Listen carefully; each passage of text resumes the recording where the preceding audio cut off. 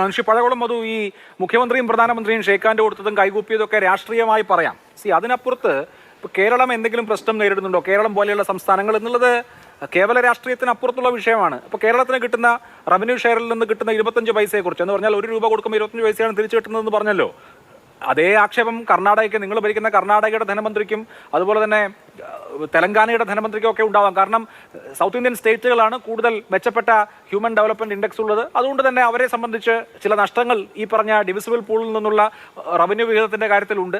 ഇങ്ങനെ പലതരത്തിലുള്ള പ്രശ്നങ്ങൾ ഫെഡറൽ സംവിധാനത്തിന് തന്നെ അന്തസത്ത മോശമാവുന്നു എന്ന വിമർശനമുണ്ട്. അപ്പോൾ ഇതൊക്കെ കളക്റ്റീവായി ഉന്നയിക്കാൻ കഴിയുന്ന കാര്യങ്ങളാണ് കേവല രാഷ്ട്രീയത്തിനപ്പുറത്ത്. അതുകൊണ്ടാണ് മുഖ്യമന്ത്രി വിളിക്കുമ്പോൾ പ്രതിപക്ഷ നേതാവ് പോകുമോ, കോൺഗ്രസ് പോകുമോ എന്ന ചോദ്യം പ്രസക്തമാവുന്നത്. അല്ല, ഇവിടെ GST വിഹിതം എന്നുവരെ കിട്ടുമെന്നുള്ളത് ഇന്നലെ പറഞ്ഞാൽ എന്നേ അറിയാവുന്ന കാര്യമായിരുന്നു. ഇത് ഇവിടുത്തെ ഗവൺമെന്റിനും അറിയാമായിരുന്നു. GSTയുടെ തീർന്നു. ഇവിടെ എന്താ സംഭവിച്ചത് അറിയാമോ? ഞാൻ കേട്ടോ, ഇവിടെ എന്താ സംഭവിച്ചത് എന്താണ്? Kerala financial responsibility and budgeting management act നമ്മുടെ ഒരു നിയമമുണ്ട്. ആ നിയമം ലംഘിച്ച് ഓഫ് ബജറ്റ് എടുത്തപ്പോൾ കേരളത്തിലെ പ്രതിപക്ഷം പറഞ്ഞു, VD സതീശൻ പറഞ്ഞു ഇത് തെറ്റാണ്. കാരണം നിങ്ങൾ ഓഫ് ബജറ്റ് എടുക്കും, പക്ഷെ തിരിച്ചു കൊടുക്കുമ്പോൾ ബജറ്റിൽ പ്രൊവിഷൻ വെക്കാതെ കൊടുക്കാൻ കഴിയില്ല.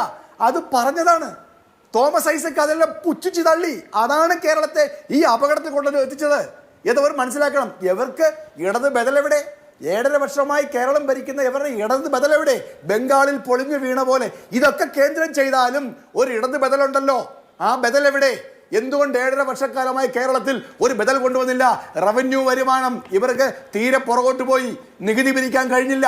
40,000 കോടി നികുതി പിരിക്കേണ്ട സ്വർണ്ണ കച്ചവടക്കാരിൽ നിന്ന് 400 കോടി പിരിച്ചിട്ട് പാർട്ടി ഫണ്ട് പിരിച്ചോണ്ട് പോകുന്നു. അതാണ് കേരളത്തിന്റെ പ്രശ്നം.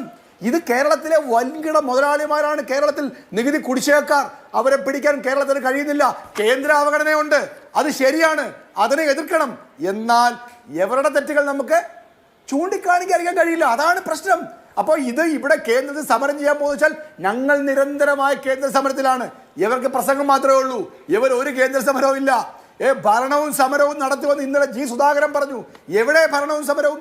ഇവരെന്ന് പ്രതിപക്ഷത്തല്ലേ? ഇവർ പിന്തുണയ്ക്കാത്ത ഭരണപക്ഷത്തല്ലേ? ഇവർ പിന്തുണയ്ക്കാത്ത ഗവൺമെന്റ് അല്ലേ ഡൽഹിയിലുള്ളത്? എന്തുകൊണ്ട് സമരം ചെയ്തുകൂടാ? റെയിൽ തടയില്ലല്ലോ, പ്രധാനമന്ത്രി തടയില്ലല്ലോ.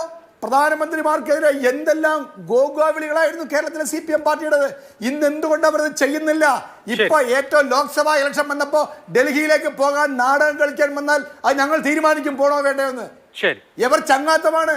പ്രധാനമന്ത്രിയെ സ്വീകരിക്കാൻ പോകേണ്ട ഒരു കാര്യവും ഉണ്ടായിരുന്നില്ല.